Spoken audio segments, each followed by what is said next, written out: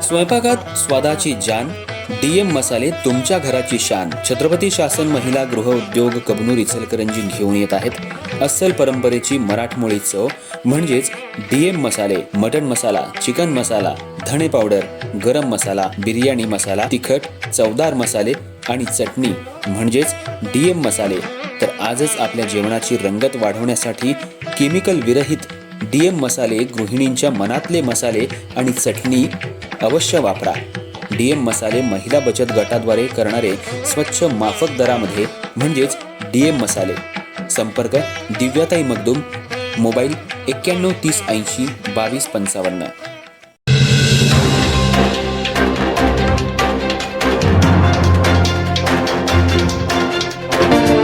नमस्कार, मी तेजस्विनी मगदूम. एम मराठीमध्ये आपल्या सर्वांचं स्वागत आहे. पाहूयात ठळक घडामोडी. इचलकरंजी शहरातल्या आर्गे भवन परिसरात आज सकाळच्या सुमाराला महानगरपालिकेच्या मैला सक्शन टँकरमधून भर रस्त्यावर मोठ्या प्रमाणात मैला सांडल्याची घटना घडली. त्यामुळं परिसरात असह्य दुर्गंधी पसरून नागरिक त्रस्त झाले असून प्रशासनाच्या अनागोंदी कारभारामुळे संतापाची लाट उसळली आहे. अचानकपणे रस्त्यावरच मैल्याचं पाणी आणि कचरा सांडल्यानं पादचारी, वाहनधारक तसंच परिसरातल्या व्यापाऱ्यांना मोठ्या गैरसोयीचा सामना करावा लागला.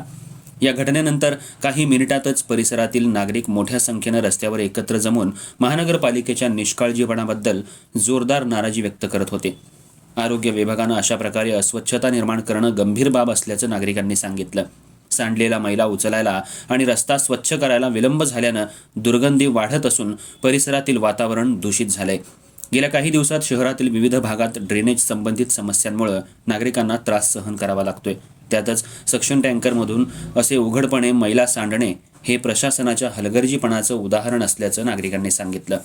त्याचबरोबर ही घटना घडल्याच्या वेळेला कोणताही पालिका अधिकारी घटनास्थळी आला नाही. त्यामुळे नागरिकांनी त्याबद्दल नाराजी व्यक्त केली.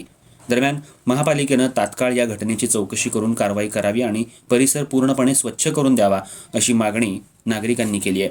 तसंच जर यावर तात्काळ तोडगा काढला नाही तर आम्हाला आंदोलनाचा मार्ग स्वीकारावा लागेल असा इशाराही त्यांनी दिलाय.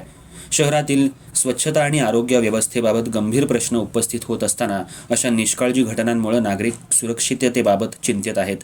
आता महानगरपालिका प्रशासन या प्रकरणी कोणती पावलं उचलतं याकडे सर्वांचं लक्ष लागून राहिलंय.